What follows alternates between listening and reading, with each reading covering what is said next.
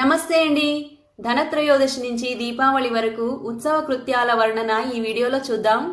బ్రహ్మదేవుడు అంటాడు, ఆశ్వీజ మాసం కృష్ణపక్ష త్రయోదశి నాడు ప్రాతకాలమే నిద్రలేచి స్నానాది క్రతువుల తర్వాత త్రిరాత్రి వ్రతాన్ని పట్టుకొని గోవింద నామస్మరణలో గడపాలి. మరియు వ్రతం అంతంలో గోవర్ధనోత్సవాన్ని చెయ్యాలి. త్రయోదశి తిథి 3 ముహూర్తాల్లో ఉన్నట్టయితే అది ధారణ చేసేందుకు యోగ్యమైన తిథి. కాని ఉదయాతిథికి ద్వాదశి ఉండి ప్రదోష వేళ త్రయోదశి ఉంటే అది దోషమేమీ కాదు అని అంటారు. అంటే ప్రదోష వేళ త్రయోదశి ఉన్నట్టయితే ఆ తిథి పూజకు యోగ్యమైనది అని అనుకోవాలి. ఆశ్వీజ మాసం కృష్ణపక్ష త్రయోదశి ప్రదోష వేళ యమధర్మరాజుకి దీపదానం మరియు నైవేద్యాన్ని సమర్పించాలి.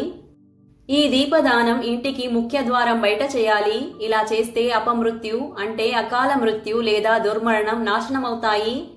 ఒకనాడు యమదూతుడు యమధర్మరాజును అడుగుతాడు, ప్రభో, ఏం చేస్తే మనిషి తన జీవితం నుంచి వియుక్తుడవ్వడో ఆ ఉపాయాన్ని మాకు వర్ణన చేయండి అని అడుగుతాడు.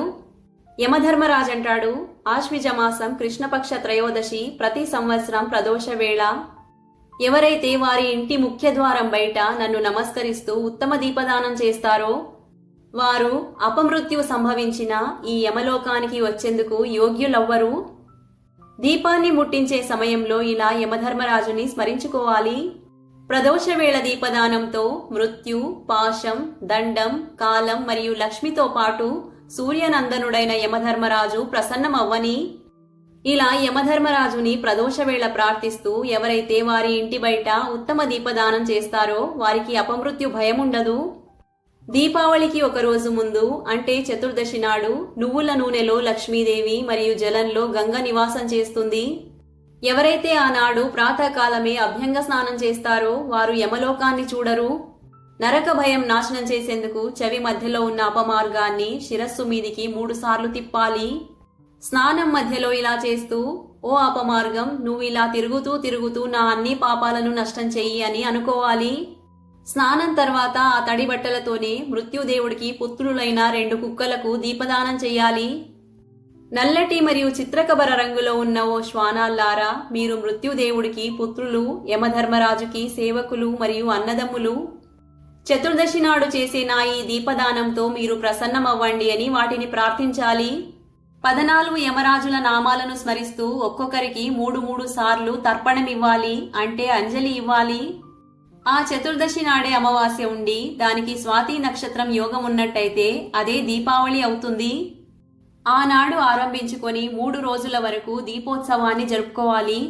ఎందుకంటే ఆ సమయంలో బలి మహారాజు విష్ణు భగవానుడిని ఇలా అని వరమడిగి ఉంటాడు, మీరు కపటంతో వామన వేషధారి అయి 3 రోజులలో 3 అడుగులతో ముల్లోకాలను వ్యాపించి ఉన్నారు. అందుకనే ఈ రోజు నుండి 3 రోజుల వరకు పృథ్వీ మీద ప్రతి సంవత్సరం నా రాజ్యం ఉండాలి అని విష్ణు భగవానుని వేడుకుంటాడు. ఈ సమయంలో ఎవరైతే మనిషి పృథ్వీ మీద దీపదానం చేస్తారో వారి ఇంట్లో మీ పత్ని అయిన లక్ష్మీదేవి స్థిర నివాసం ఉండని అని అడుగుతాడు. ఇక్కడ దీపదానం అంటే ప్రమిదలను దానం చేయడం కాదు, దీపాన్ని వెలిగించి స్వామిని నమస్కరించుకోవడం అని అర్థం. దైత్యరాజైన బలికి విష్ణు భగవానుడు పృథ్వీ మీద చతుర్దశి నుంచి 3 రోజుల వరకు రాజ్యాన్నిస్తాడు. అందుకనే ఈ 3 రోజులు సర్వదా మహోత్సవాన్ని జరుపుకోవాలి. చతుర్దశి రాత్రి పూట మహారాత్రిదేవి ప్రాదుర్భవిస్తుంది. అందుకనే శక్తి పూజ పరాయణులైన పురుషులు తప్పకుండా చతుర్దశి పూజను జరుపుకోవాలి. సూర్య భగవానుడు తులారాశిలో స్థితమై ఉండి చతుర్దశి మరియు అమావాస్య కలిసే సంధ్య వేళలో మనిషి చేతిలో దివిటి పట్టుకొని పితృదేవతలకు మార్గదర్శనం చేయించాలి. ఈ చతుర్దశి ఆది 3 తిథులు దీపదానం ఆది కార్యాలను చేసేందుకు యోగ్యమైనవి.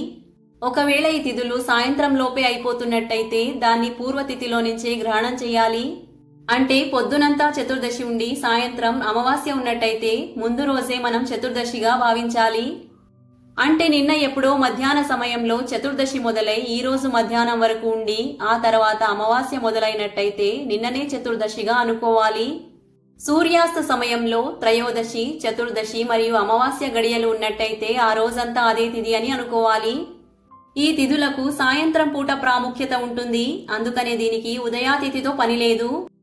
అమావాస్య తిథి నాడు ప్రాతకాలమే స్నానం చేసి భక్తిపూర్వకంగా దేవతలను మరియు పితృదేవతలకు పూజ చేసి వారిని నమస్కరించాలి. ఈనాడు నెయ్యి, పాలు, పెరుగు ఆదితో పార్వణ శ్రాద్ధాన్ని చేయాలి. పిల్లలు మరియు రోగిష్ఠులు తప్ప ఈనాడు పగలు ఎవరూ భోజనం చేయకూడదు. ప్రదోష సమయంలో కళ్యాణమయి లక్ష్మీదేవికి పూజ చెయ్యాలి. ఎవరైతే ఆనాడు భగవతి లక్ష్మీదేవికి సుఖాన్నిచ్చేందుకు మరియు వారిని ప్రసన్నం చేసుకునేందుకు కమల పుష్పాల ఆసనాన్ని తయారు చేస్తారో వారి ఇంటిని వదిలి లక్ష్మీదేవి ఎన్నటికీ వెళ్లదు.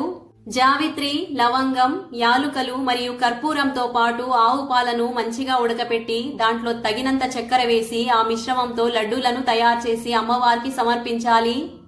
పూజ తర్వాత లక్ష్మీదేవి అమ్మవారిని ఈ విధంగా స్తుతించాలి. దీపం జ్యోతిలో విరాజిల్లుతున్న ఓ మహాలక్ష్మి, నువ్వు జ్యోతిర్మయివి. సూర్యుడు, చంద్రుడు, అగ్ని, సువర్ణం, తారలు ఆది జ్యోతులకే జ్యోతివి. మీకు నా నమస్కారములు.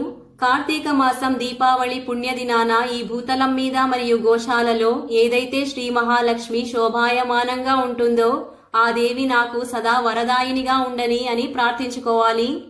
ఈ విధంగా లక్ష్మీ అమ్మవారిని స్తుతించిన తర్వాత ప్రదోష వేళ దీపదానం చేయాలి. యథాశక్తి దేవమందిరాలలో కూడా దీపదానం చేయాలి. చౌరస్తాలలో, శ్మశాన భూమిలో, నదీ తీరంలో, పర్వతం మీద, ఇళ్లల్లో, వృక్షాల అడుగున, గోశాలలలో, వేదికల మీద మరియు గృహాలలో దీపదానం చేసి ఉంచాలి. బ్రాహ్మణులకు మరియు భూస్నేహి మనుషులకు భోజనం చేయించి ఆ తర్వాత వస్త్రం మరియు ఆభూషణాలతో విభూషితమై స్వయం కూడా భోజనం స్వీకరించాలి. జీవహింస, మదిరాపానం, అగమ్యాగమనం, దొంగతనం మరియు విశ్వాసఘాతకం ఈ 5 నరకానికి దారి అని అంటారు. వీటిని సదా త్యాగం చెయ్యాలి.